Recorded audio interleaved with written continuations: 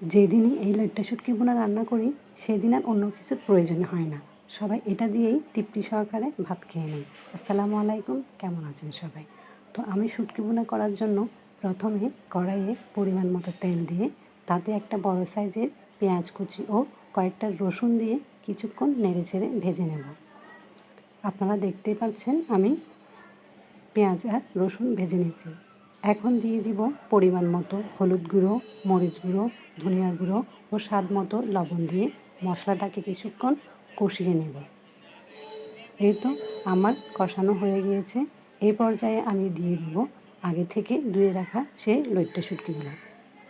লইট্টা শুটকি দিয়ে আমি মশলাটাকে আরও কিছুক্ষণ কষিয়ে নেব। এখন আমি এর মধ্যে একটু পানি দিয়ে আর একটু কষিয়ে তার মধ্যে একটু পরিমাণ মতো পানি দিয়ে রান্না করে নেব। আপনারা আমার এই ভিডিওটিকে কোথা থেকে দেখছেন প্লিজ কমেন্ট করে জানাবেন, কারণ আপনাদের একটি কমেন্ট আমার নতুন নতুন ভিডিও বানাতে উৎসাহিত করে। এই তো আমার প্রায় রান্না শেষ হয়ে গিয়েছে।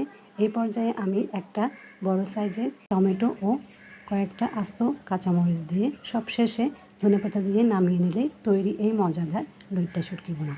তো আজকে আমার এই ভিডিওটি কেমন লেগেছে অবশ্যই কমেন্ট করে জানাবেন। আল্লাহ হাফেজ সবাইকে।